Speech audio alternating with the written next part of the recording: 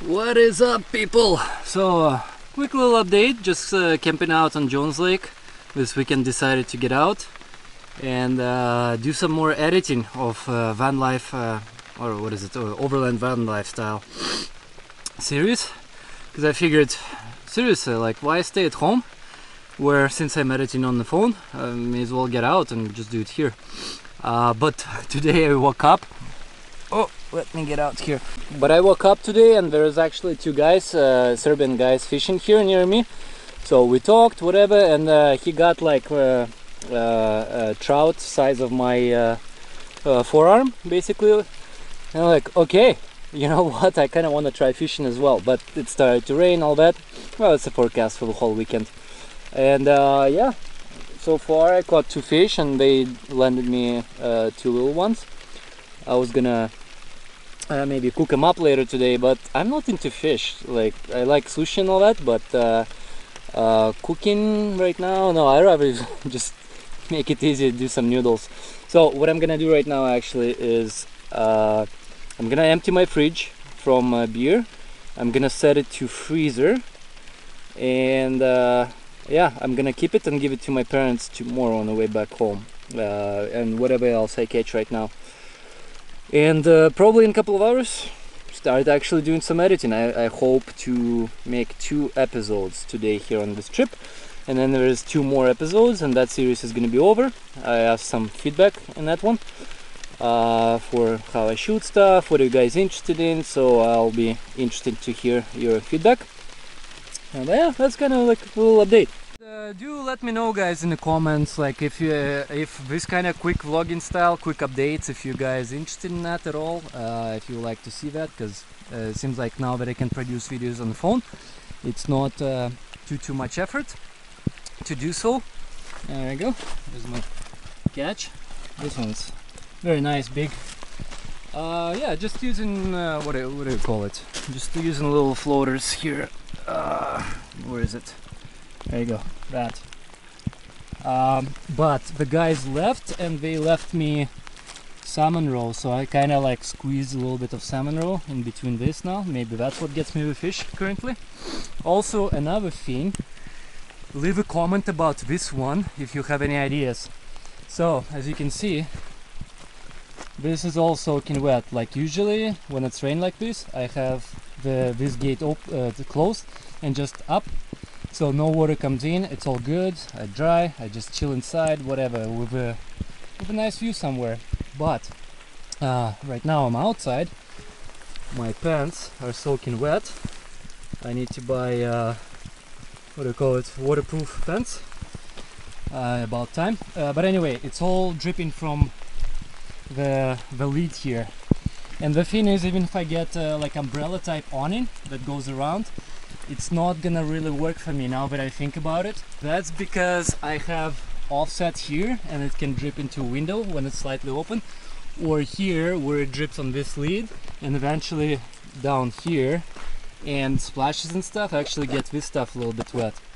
So I need to come up with something that, if I need to, attaches to the basket over there and kind of hangs not just out so there is no gap, but like all the way inside, kind of like a little mini roof, maybe custom cut something, put on the ram mounts. I have no idea, but I don't like this scenario, that now this whole thing is super wet, so when I close it, it's gonna touch fabric.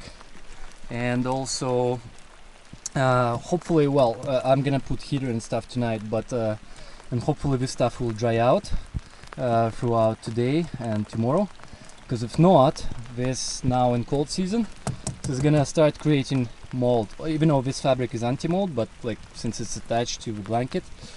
In fact, maybe after today's trip I may need to take the sleeping bag to my apartment so it's not sitting wet here accumulating mold. But then I also get splashes to the fridge here as well. So I need something here over top of this lid, because it's much shorter than this thing and drips down there. But anyway, leave a comment if you got any ideas, any maybe actual awnings that you might have seen that I could adapt to kind of start from like not outside but like cover this part and that part. No idea. All right, got back in.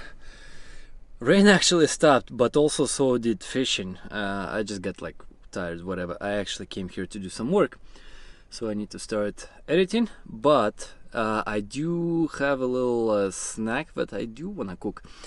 Basically, one of the Serbian guys, he had 2 fishing rods. One he used to float above ground in the water, and the other one is like just sitting on the water, like on the bottom. And he hooked up a little crayfish. Well, actually, this is a good size crayfish. Here, I got this guy right here. Hello, guy. So, it's actually a good size. So I'm gonna cook him with some of my Louisiana spice. I mean, it's only one guy, but he's decent size, so he's like a little camping treat, I guess. But for a while, I was thinking of getting crayfish or crawfish trap. So now this convinced me, and he said he's been fishing on this lake, Jones Lake, for quite some time. There's lots of crayfish, and actually lots of crayfish in creeks and rivers. So I'm gonna actually finally made my decision. I was thinking about it. I'm gonna buy a crawfish trap. Because it's kind of nice. It's a lazy way, like you deploy somewhere camping, you just throw that in the water with some chicken or something, and you know, collect by end of the day kind of thing. It's very all around. And the problem with BC, they don't sell crayfish here anywhere, unlike southern states, or even, you know, you go Washington, if you go Walmart, you can buy frozen crayfish. Here you can buy anywhere. I don't know why it's not part of a culture here, I guess.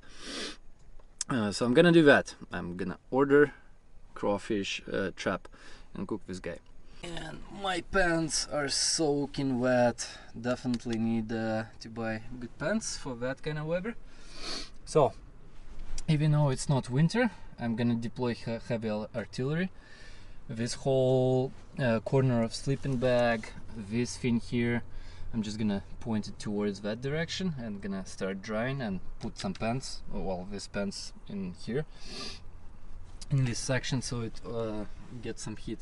Because when it's not too cold, I just use this butane stove, both for cooking and to heat up. Like in the evening it gets cold, I just crank it up a little bit, look at my thermometer over there, get it to about to be 25 inside, 25 Celsius, and shut off, because it doesn't produce too much heat, but just enough for the space. Whereas that thing, you crank it on low and it's a lot of heat, like a burst. Usually I use it in the winter.